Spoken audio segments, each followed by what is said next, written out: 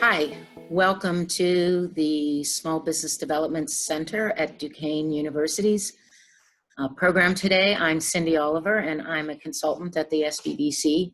And we're here today to talk about getting certified as a minority-owned business or a woman-owned business. And in Pennsylvania, that's actually referred to as a disadvantaged business enterprise. So if you get certified as a DBE, it qualifies for both minority-owned business as well as women-owned business. And the certification program is run through the Pennsylvania Unified Certification Program, which is a kind of a one-stop shop where you can go in and apply and become certified all in one place. But it's a little difficult to navigate.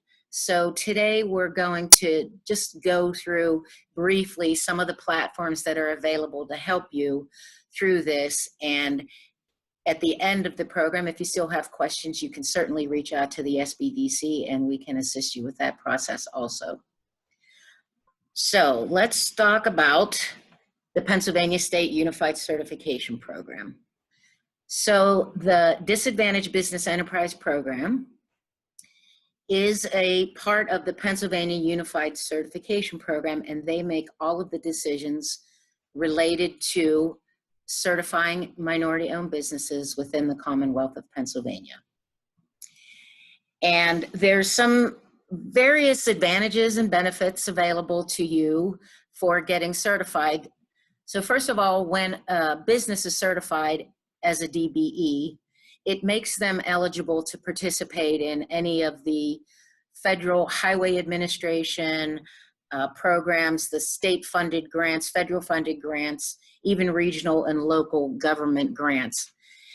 Many of these contracts require that 13% of the contracts be awarded to minority-owned businesses and 2% are awarded to women-owned businesses. So when you become certified, you then become eligible to participate in those contracts. So the benefits of becoming certified are that the site offers you an opportunity to register then as a certified vendor, which will give you visibility to any contractor who's looking for subcontractors who are trying to comply with the inclusion requirements of the federally and state-funded contracts.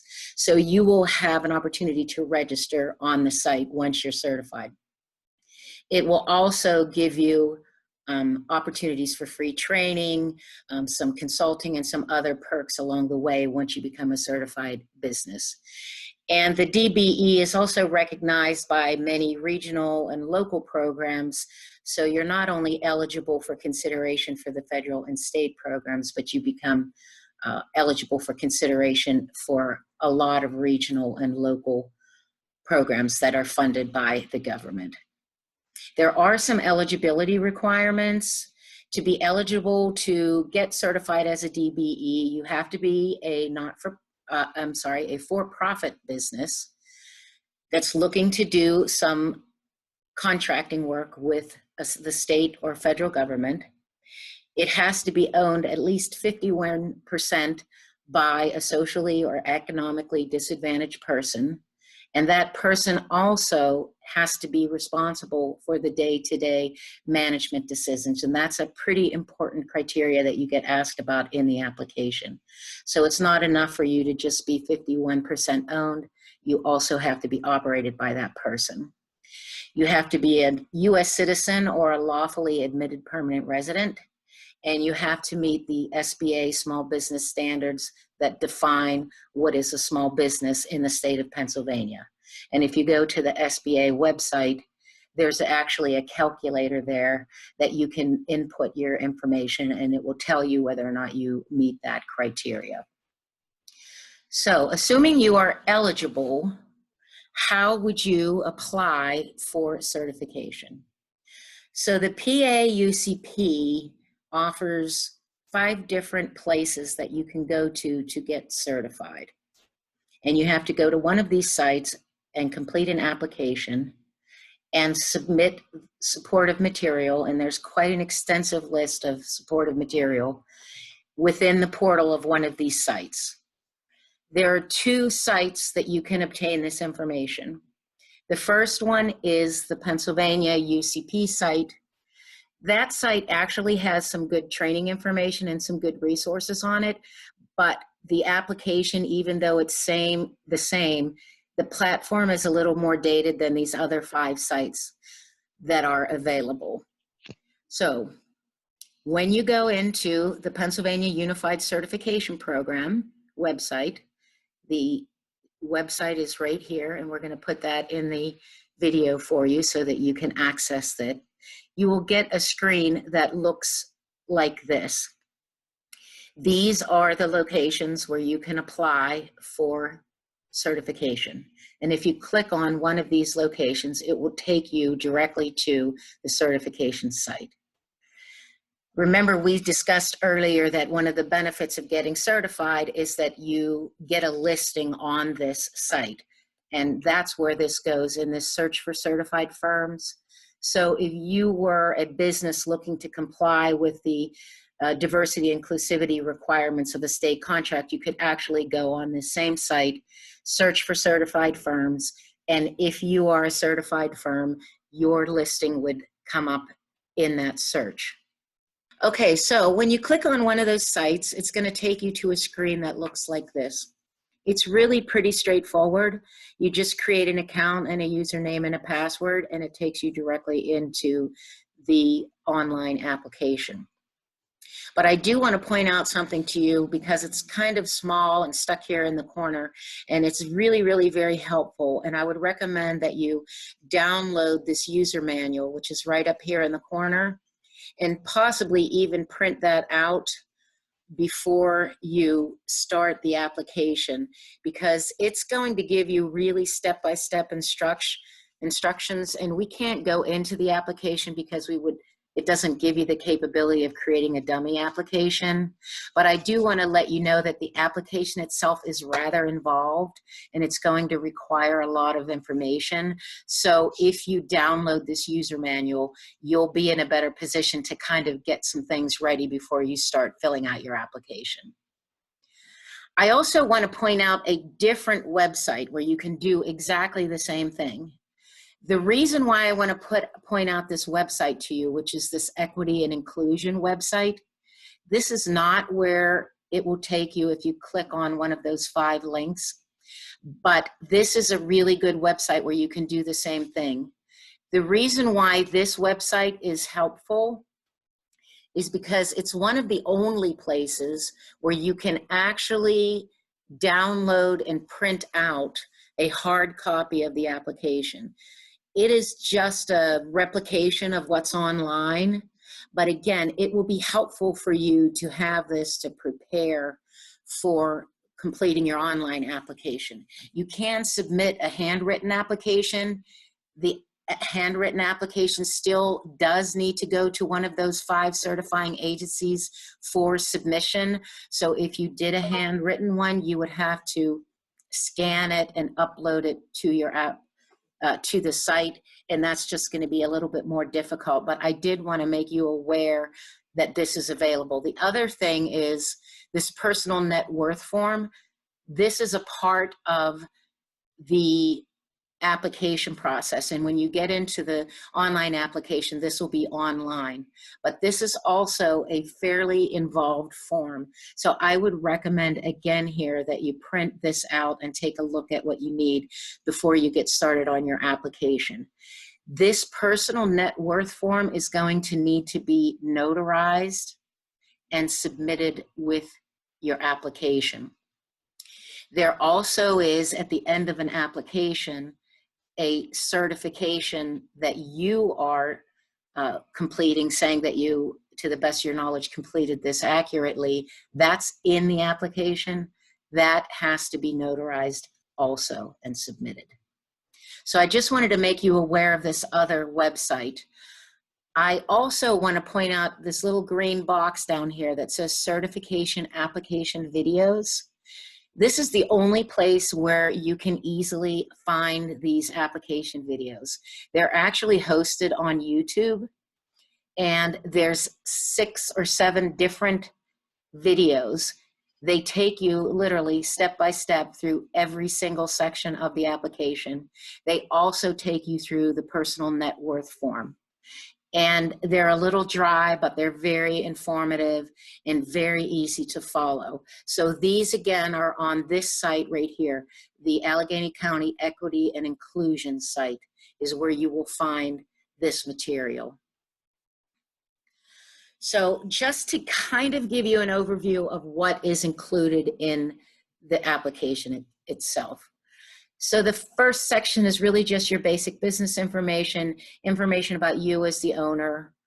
The section 2 is going to be related to your firm or your business specifically, the activity, and they're going to ask you for 3 years of your tax return, so you're going to need to get that ready.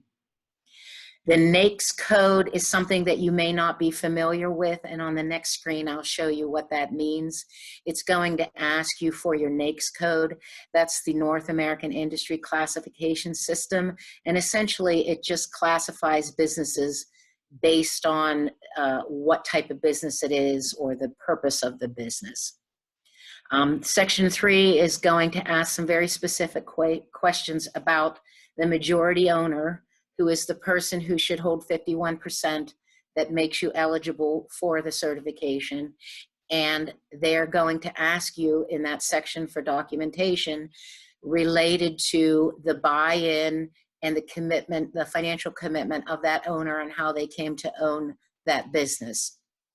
This section 4 is the section that I told you about, where you are going to have this affidavit of certification. And that's the section where you're going to print that off and take that and get that notarized, along with this personal net worth section, which has 2 parts to it. So you can see it's a pretty involved application. This NAICS code, even though I know you can't see this because it's really small, I just wanted to show you what this looks like when you get to it so that you know that you're at the right place. And basically what you're going to do is in this keyword, just put some keyword associated with what your business does, and it will generate for you some codes associated with that particular business, and that's what you put in that section on the NAICS code. This personal net worth statement, I'm just showing you again, this is what that's going to look like. It's going to ask you for a lot of information about what you own, your assets and your liabilities, and you are going to need to provide documentation of those also. So once you complete all of these things, you are, if you're doing it using a hard copy, you need to go back to one of these 5 certifying agencies. If you're doing it online, you already will be in these systems, but this is where you upload and actually submit your application. And again, this is just to give you an idea of the kind of documentation that it is going to request from you. So you can see it's pretty extensive. This is additional. But again, down here, I am giving you a website where you can go directly to this website and print out a list of documentation. And that's going to look like this. When you print out this list of documentations, I would again suggest you do this ahead of time, because once you start uploading your application, you're going to have to upload all of this documentation, and you'll need to have that ready in advance. So this is just a recommendation to gather and sort these documents ahead of time. That'll enable you to upload them when you apply. If you decide to mail a physical copy, the supporting documents in that list also have to be mailed, and they have to go to one of those 5 certification sites. In the absence of any particular checklisted item, If it doesn't apply to you, when they give you this full list, you have to put a statement on your letterhead saying why this particular documentation either isn't applicable or isn't unavailable and you don't have it. That has to be on your company letterhead. And when it comes time to upload that particular document, instead of uploading that document, you're going to upload this letter instead. Once you've completed your application and your attachments, you're going to download and save those. And a printout version of your application will be automatically populated. And that's what you want to download and save. Please save this copy and know where it is. Put it in a safe place. Keep it in a good file. Because if you lose this copy of it, you cannot go back into the system and retrieve a copy of your application. So that's really important. In addition to submitting your application and your supporting documentation, just a reminder that you need to also submit and complete the signed and notarized affidavit of certification form that goes in with your application, and your notarized personal financial statement also has to go in with that application. Okay, so once your documents are uploaded and your application is completed, I'm just going to highly recommend that you be sure that all of your documents that have been requested are uploaded before you click OK, because once you click OK on the application, you cannot submit any additional documents. And that includes submission of those documents where you were supposed to put potentially a letter saying that that didn't apply to you. So just before you select OK, make sure that you have uploaded all the requested documents, because once you click OK, you cannot go back. Once you submit your application and your documents, the certifying agency that you use will check all your documentation and application to make sure it's correct. They may ask you for clarification or further information, and if they do, it's highly recommended that you respond promptly to any of their requests for information, because if you don't respond in a timely fashion, they can deny your application and you will not be able to go back in and reapply. So it's really important that you stay on top of your email or your phone during this period of time where they might be reaching out to you, and respond quickly. And throughout the process, you will receive automated emails telling you the status of your application. And at any time, you can also go back to your account and log in and check to see the status of your application.